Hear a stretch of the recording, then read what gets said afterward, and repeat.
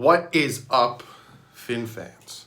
Literally just got home from work and I'm doing it straight from the phone to you guys. I wanted to get this stuff out to you as soon as I possibly can. So no edits, no intro, no stuff like that.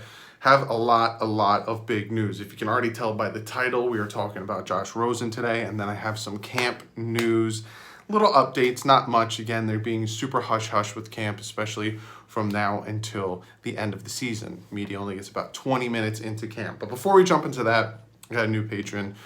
He has a fantastic name. His name is Chris Chambers, responded to my DMs, and he's a $20 patron. Thank you so much for joining. Again, if you guys feel like you want to, it's linked below, but seriously, don't feel like you need to do that. Also, some big news that broke that my reaction to that news is, yeah, of course. Cam Newton was named the starter and captain of the Patriots. If you did not see Cam Newton be named the starter for the Patriots, I don't know did you really think that Stidham Hoyer was going to beat out Cam Newton to be the starter of the Patriots? And my response to that is still the same response when the Patriots signed Cam Newton, and it's just not worried about it. If you want to know why, go back, check out the video on why that. But the big news that came out was a tweet from Adam Schefter essentially saying that the Miami Dolphins have made it known to the world that they are interested, well, not interested, let me rephrase that. They made it known to the world that if anyone is interested in Josh Rosen, they are listening. Now, it's not that they're actively trading Josh Rosen. It's not that Josh Rosen has asked to be traded. It is, if you want Josh Rosen, we will listen. That's essentially what it's come down to be, right? So that's out there. Not a lot of people, but a few people, a lot of Josh Rosen fans are upset about that. But again, we'll see how it pans out. We'll see if it actually happens. I honestly cannot, if the Dolphins don't get something substantial for Josh Rosen, I see him staying. Having him, Tua, and Fitz, especially nowadays with the pandemic and everything going on, and possibility of losing a quarterback to a day if they was a false positive test or a false negative or whatever, is huge. And you want to have a ton of backup. So the way I see it, is it possibility that Josh Rosen gets traded within today, tomorrow, the weekend? Again, Saturday has to be cut down to 53. So if it's going to happen, it'll probably happen before Saturday. It's a possibility. I think as of right now, it's a 50-50 chance that Josh Rosen gets traded. It all depends on if a team really wants him and gives the Dolphins a good enough offer that they are okay with moving on from him. But in all honesty, the Dolphins don't need to move on from him. The Dolphins can keep him on the roster because he's not costing much money. So again, that's where it coincides with they need to get a big sexy package, a big sexy pick, a big sexy whatever you want to call it from another team to potentially move Josh Rosen.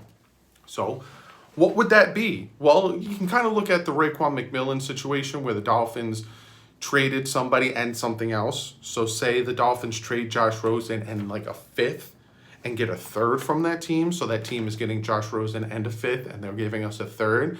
I'd be all right with that move, something in that situation. But I honestly think if it's anything less than maybe a fourth, I don't really see Josh Rosen getting traded. I think that if someone offers a fifth, a sixth, a seventh, maybe even that fourth, I honestly don't see him getting traded. I honestly see him staying because, again, the Dolphins don't need to trade him. The Dolphins don't need to move him. He's not costing much, and he's a very good backup. So that's how I see that. Now, here's the other thing. What teams could be interested in Josh Rosen? You got Pittsburgh, you got Tennessee. Pittsburgh, Ben Roethlisberger was out all last year. Like I said, Josh Rosen is a very good, viable backup. Tennessee, they don't really have a good backup behind Ryan Tannehill. Seattle, they don't have a good backup behind Russell Wilson. Even the Rams, who's their backup behind Goff? So that's what when you're looking at teams to potentially trade with us for Josh Rosen, that's what you got to look for. What is their backup situation? What does that all look like? But that's the big news. And again, I think it's a 50-50 chance. It all depends on what the team offers to the Dolphins. And do the Dolphins think that's a fair enough price? Because the Dolphins do not need to move Josh Rosen. They can keep him on the team. He's not costing anything, and they can give the kid a shot. So we'll see how that all pans out. But let's jump into today's camp. Day 13, I think. I think yesterday was day 12, but they didn't really talk about much yesterday. Day 13, little quick press conferences from Brian Flores, Howard, Adam Sheehan, and Noah Igbenogany, or Iggy as I like to call him. So this is what Flores had to say. He talks about the rookie offensive line. He says, to go into it thinking we're going to be world beaters is naive. They'll get knocked down every once in a while. I'm confident they'll get back up. To say any rookie will go into the season and be the best thing since sliced bread and just blow the shoes off of everyone it is very naive. Rookies are rookies. Going from college to the NFL is a huge, huge difference. So got to keep a level head with that. He says if necessary, they'll pull Jason Taylor right out of that booth. If you guys don't know Brian Griese, yes, Brian Griese, Bob Griese. Again, this is not edited, straight from the phone. Bob Griese retired from the booth. He was our broadcaster up there.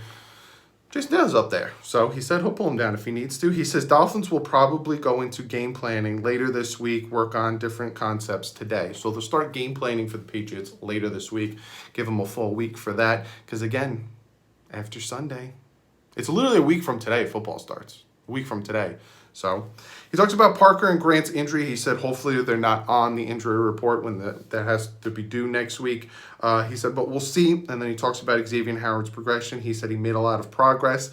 He looks good out there, fast, quick conditioning. He's trending in the right direction, which we all love to hear. I want X out there with Byron Jones.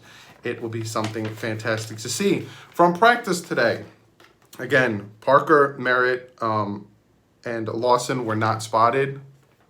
Kirk Merritt's the only one that you should be worried about. I think the other two, it's more just a resting situation. Jakeem Grant was back at practice, and Josh Rosen was at practice. Again, it's another situation that the Dolphins don't feel like they need to move Josh Rosen.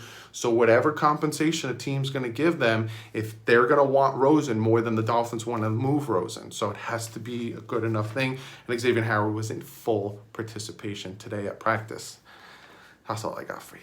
I do apologize. They don't give me much. So let's talk about what these players had to say in their press conferences. We have Jordan Howard. He talks about the running back rotation. He says, we're going to use all the backs. They're going to use us the best to our abilities. Yes, Breida, Gaskins are different types of running backs, and Jordan Howard and Laird are. We got this nice rotation going. He talks about the heat in Miami. He says practicing in this heat is a lot different. I played down here for 2 or 3 years ago. My team was dead with the Chicago Bears. We all remember that game. I know the advantage is playing down here. You can ask the Oakland Raiders from 2018. You can ask a lot of teams. When you go down and play in Miami after playing up in the cold, it takes a lot out of you, especially because the Dolphins wear white. They're the home team, and the away team has to wear those dark, dark jerseys. Lastly, he talks about Tua. He says, I feel like Tua can get the job done. He's moving around really well. Me personally, I can't tell he was injured before. From what I've seen, he'll be ready when his time comes. The injury is not a problem. He doesn't look like he's injured, so it's going to be very interesting to see how that all pans out.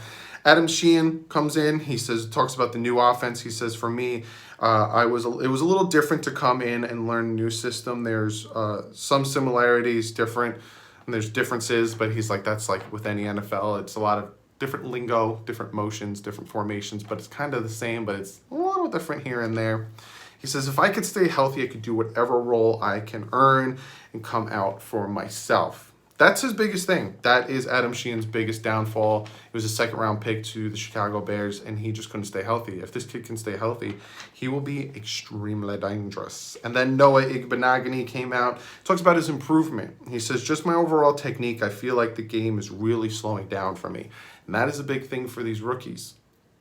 College to NFL, the NFL speed is way faster than the college speed. You'll hear that a lot. They'll talk about the game speed slowing down for them. He talks about playing slot versus outside. He says, I'm comfortable doing whatever the coaches ask me to do. Good, because you're going to be all over the defense. Trust me on that, fella. He says it's a dream come true playing with Byron Jones and Xavier Howard. Pretty sure that's for any cornerback. He says he's mentally is to dominate the game. Even the greats get beat. It's all about the next play. And I agree with that. Wasn't even close to the bag. Deion Sanders, Woodson, You know, Patrick Surtain, I can name all of the great cornerbacks have had bad games, have had bad beats. It happens. And like Noah said, it's about forgetting about it, getting to the next play, and doing better. So I'm very interested to see how this team goes. If you guys didn't check out my video late last night, I talk about some of the things that make me excited for the 2020 season and what makes me excited to watch the 2020 season. So be sure to go check that video out. There's a lot more that you can add. You know, the youth movement, Tua, the draft picks, Flores. Like, there's so much you can add, but I thought of 5, and I want you guys to go and check that out. But that's the video. That's what I got for you today. Be sure to comment below. I want to know what you guys think. I'm very interested what you guys have to think about the potential of Josh Rosen being traded. Do you agree with me that the Dolphins don't need to move him? So it better be a good compensation to move Josh Rosen. Comment below. I'm interested. Are you guys worried that Cam Newton's the starter? What do you have to say about what the press conference is? Comment below. Fortunately, I don't have a comment of the day today because I'm shooting straight from the phone. But be sure to come Saturday, 1 p.m. Eastern Standard Time, especially if you want to get picked to be in the fantasy league. I will be live. So it's going to be super, super fun time, super blast. Be sure to, the usual spiel. Be sure to follow me on Twitter. Check out Fan to Fan Network and DolphinsTalk.com. But other than that, I will see you most likely in a video tomorrow. I'm going to have a video planned for you tomorrow. I think tomorrow might be the last day of camp. So I'll have a video planned for you guys tomorrow. But other than that, like usual, guys, stay classy. Fins up.